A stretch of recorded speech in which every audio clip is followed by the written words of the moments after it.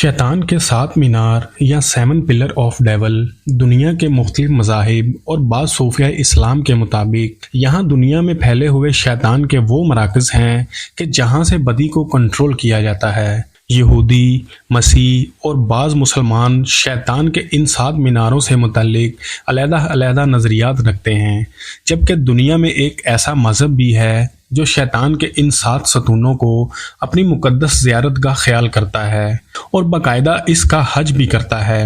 आखिर शैतान के ये सात मीनार कैसे वजूद में आए और इस वक्त ये दुनिया में कहाँ मौजूद हैं?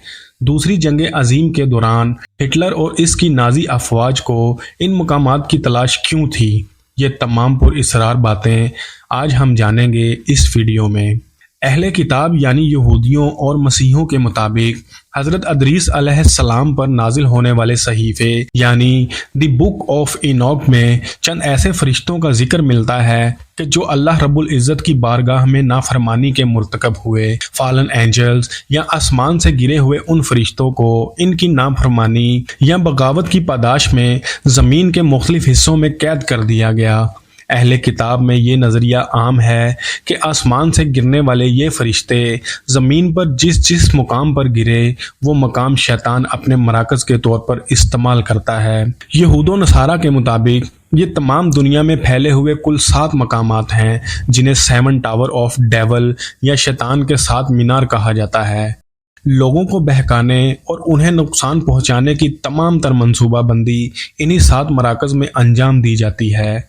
फ्रांस से ताल्लुक़ रखने वाले एक मुसलमान मुहक्किक और तारीख़दान अब्दुल वाहिद याहिया ने अपनी तमाम ज़िंदगी शैतान के सात मराकज़ की खोज और दरियाफ्त में सरफ कर दी। अब्दुल वाहिद याहिया ने अपनी ज़िंदगी का बेशतर हिस्सा मशरिक़ वस्ता से ताल्लुक़ रखने वाले मुख्तलिफ सूफिया की सोहबत में बसर किया।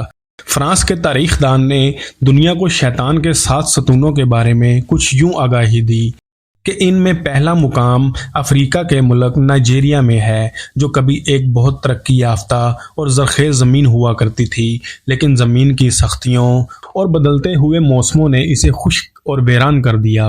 अब्दुल वाहिद याहिया के मुताबिक शैतान का दूसरा सतून भी अफ्रीका ही के एक मुल्क सूडान में मौजूद है, जो कभी दुनिया के ताकतवर तरीन जादूगरों की सरजमीन कहलाती थी।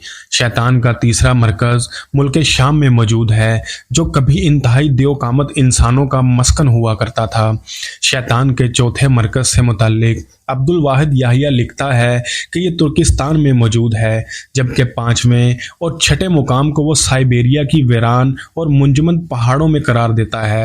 शैतान के सातवें मरकज़ के बारे में अब्दुल वाहिद याहिया का कहना है कि ये शैतान के सातों मीनारों में सबसे ज़्यादा ताकतवर और इसका मरकज़ी मुकाम है, जो कदीम तहजीबों की सरजमीन यानी मुल्क इराक में मौजूद है।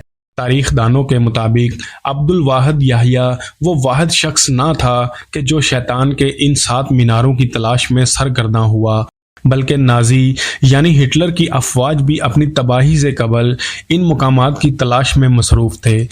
माहिरीन का कहना है कि आज भी बहुत ही ताकतवर तंजीमें इन मकामात को तलाश कर रही हैं कि जो शैतान और उसकी बुरी ताकतों का मंबा हैं।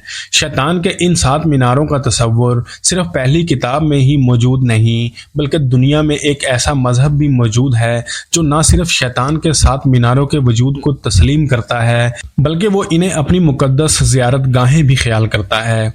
मैं बात कर रहा हूँ इराक के शुमाली इलाके में आबाद यजीदियों की।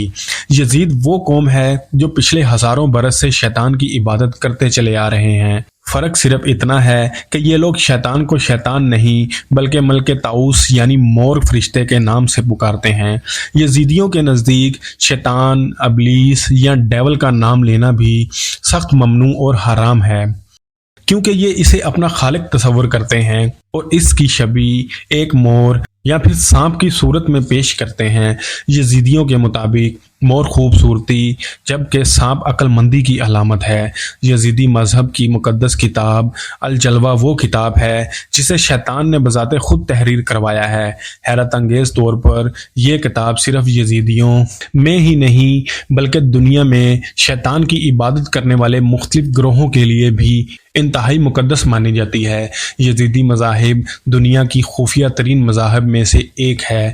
یہ لوگ نہ تو بیرونی برادریوں میں شادی کرتے ہیں اور نہ ہی کسی فرد کو اپنے اتنا قریب آنے دیتے ہیں کہ وہ ان کے عقائد کو جان سکیں۔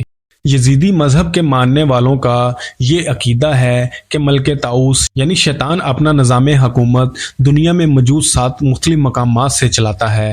یزیدیوں نے کوہ لالش اور اس کے ملحقہ علاقوں میں علامتی طور پر یہ 7 مینار بھی قائم کر رکھے ہیں جو ان کے مطابق انتہائی اہمیت کے حامل ہیں، جبکہ یہاں کی زیارت ہر یزیدی پر زندگی میں ایک مرتبہ ضرور فرض کی گئی ہے۔ یزیدی پچھلے سینکڑوں برس سے عراق کے جس حصے میں مقیم ہیں، یہاں کی عوام الناس کی جانب سے اسے سخت پر اصرار اور ہیبت زدہ خیال کیا جاتا ہے۔ نہ صرف مقامی لوگ بلکہ امریکن سولجر کی جانب سے بھی ایسی کئی داستانیں کتابوں میں ہیں کہ جن میں یہاں عجیب الخلقت مخلوق کو دیکھے جانے اور ان سے ٹکراؤ کے واقعات ملتے ہیں۔ قرون وسطیٰ سے لے کر دور حاضر تک ایسی بہت سے حکمران گزرے ہیں کہ جنہوں نے یزیدیوں کی نسل کشی یا انہیں یہاں سے جلا وطن کرنے کی کوشش کی۔ تاہم یزیدی ہر قتل عام سے گزرنے کے باوجود آج بھی اسی مقام پر آباد ہیں۔